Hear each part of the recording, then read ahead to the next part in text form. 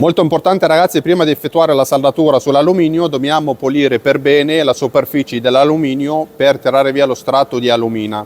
Come facciamo a tirare via questo strato di alumina? Possiamo prendere una carta abrasiva o una spugna abrasiva, o possiamo utilizzare anche una spazzola di acciaio. Questa spazzola di acciaio è inclusa nel pacco della saldatrice. Anche questi paio di guanti di cuoio di Decapower sono inclusi nel pacco della saldatrice. Dobbiamo pulire per bene la nostra superficie prima di effettuare la nostra saldatura. Guardate la differenza tra uno e l'altro. Con questo modo possiamo puntare e fare la nostra saldatura. Quale gas serve per saldare l'alluminio? Praticamente per sapere quale gas serve per saldare l'alluminio dovete guardare questo video. Praticamente questo video spiega la differenza tra MIG e MAG e quale gas va utilizzato per la saldatura MIG e per la saldatura in MAG. Vi lascio il link nella descrizione così lo potete guardare.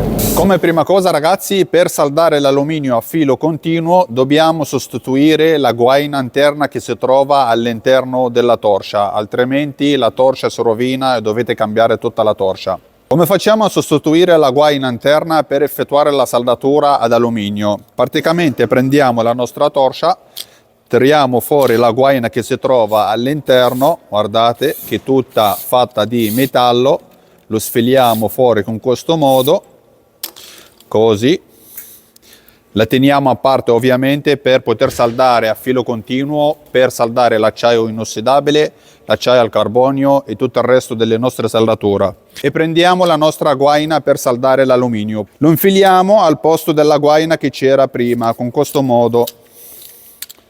Così.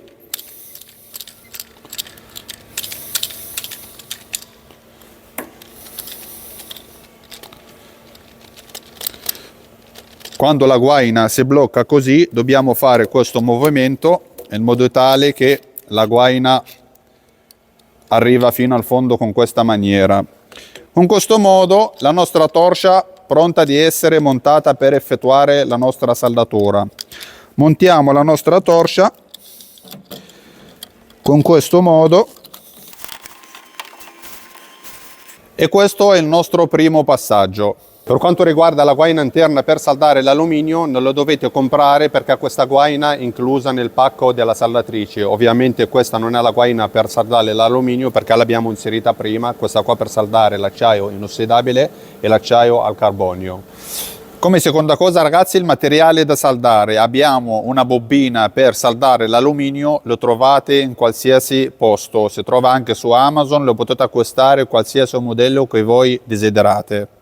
E questa è la nostra bobina vista da vicino. La cominciamo a montare, apriamo la nostra saldatrice così, blocchiamo per bene la nostra bobina, stacchiamo il nostro filo. Ora infiliamo il filo nella sua guida con questo modo, così. Una volta stato inserito nella sua guida lo blocchiamo in questo modo. Chiudiamo. Bene ragazzi, questo qua è lo schermo della nostra saldatrice. Abbiamo qua per primo la modalità pulsato. Se noi digitiamo questo pulsante 2 volte diventa per il doppio pulsato con questi 3 simboli. Questi qua sono l'impostazione del doppio pulsato. Abbiamo qua per primo la corrente di fondo, qua abbiamo la frequenza e qua per ultimo abbiamo il ciclo di saldatura. Praticamente questo ciclo di saldatura permette di controllare il distacco della goccia mentre facciamo la nostra saldatura. Per effettuare la nostra prima saldatura con il doppio pulsato ho impostato la saldatrice a 120 A perché devo saldare una saldatura in piano. Per quanto riguarda l'impostazione del doppio pulsato, la saldatura di fondo lo vado a impostare a 100 A. Per quanto riguarda la frequenza lo vado a impostare a 3 battiti al secondo. Per il ciclo di saldatura lo vado a impostare a 36%. Bene ragazzi, questa è la nostra prima saldatura, impostando la frequenza a 3 battiti al secondo.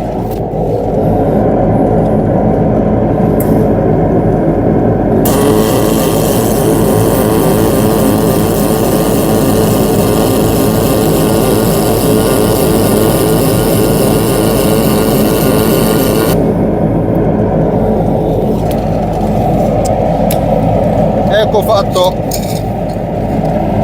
Adesso vediamo il risultato da vicino. Eccolo qua. Facciamo così. La vediamo meglio. Guardate che bellezza, ragazzi. Questa è la nostra prima saldatura con il doppio pulsato, impostando la frequenza a 3 battiti al secondo. Torniamo ancora alla nostra saldatrice, andiamo a abbassare il battito di pulso, regolando la frequenza, la mettiamo a 1,8 battiti al secondo. Bene ragazzi, questa è la nostra seconda prova di saldatura con il doppio pulsato. Abbiamo abbassato la frequenza a 1,8 battiti al secondo.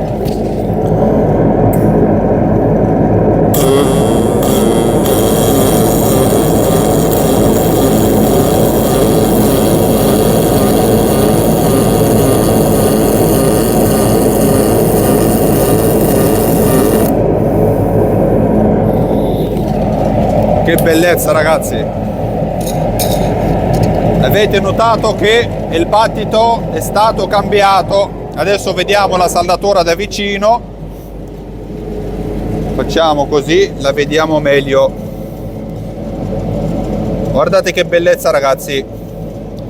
Questa saldatura con il doppio pulsato, impostando la frequenza a 2 battiti al secondo. Torniamo di nuovo alla nostra saldatrice, andiamo a abbassare il battito di frequenza, lo mettiamo a 1 battito al secondo. Bene ragazzi, ora facciamo la nostra terza saldatura, sempre con il doppio pulsato, impostando la frequenza a 1 battito al secondo.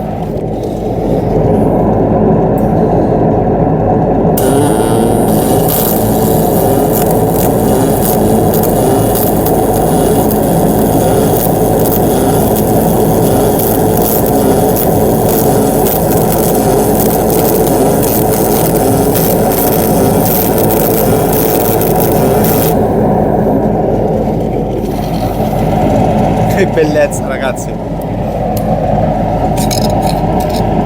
Avete notato che il battito di frequenza è stato abbassato. Adesso vediamo il risultato da vicino. Facciamo così, la vediamo meglio. Eccolo qua. Questo è il nostro risultato impostando la frequenza del doppio pulsato a 1 battito al secondo. Bene ragazzi, questo è il nostro risultato impostando la saldatrice a 1 battito al secondo con il doppio pulsato.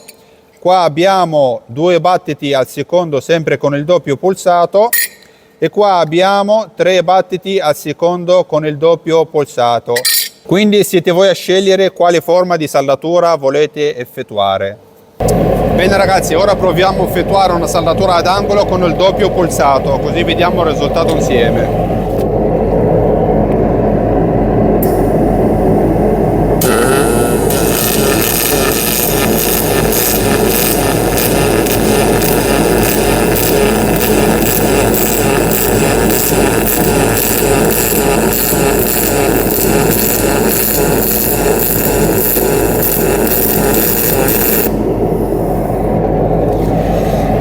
Che bellezza ragazzi, ecco fatto. Adesso vediamo il risultato da vicino. Guardate che bellezza ragazzi. Facciamo così.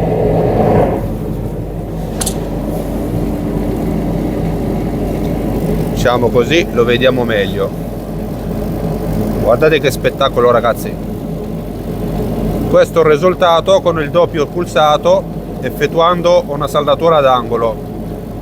Questo è il vantaggio del doppio pulsato, praticamente fa una saldatura lavorata senza muovere la mano. Guardate che spettacolo ragazzi.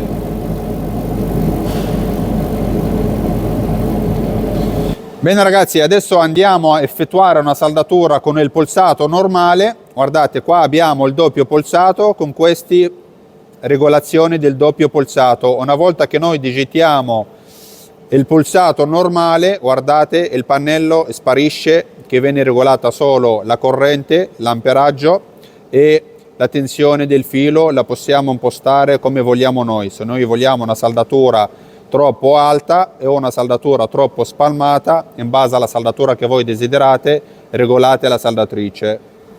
Bene ragazzi, ora dobbiamo effettuare una saldatura con la modalità polsato. Ovviamente con la modalità polsato, se volete una saldatura lavorata, dovete muovere la mano. Non come il doppio pulsato, dovete tenere la mano ferma che il pulso fa la saldatura lavorata in automatico. Adesso facciamo una saldatura normale, liscia, senza lavorare la mano, così vediamo il risultato insieme.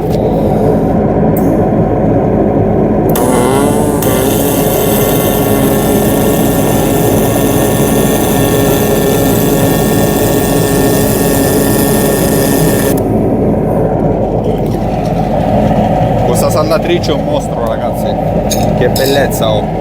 Adesso vediamo la saldatura da vicino.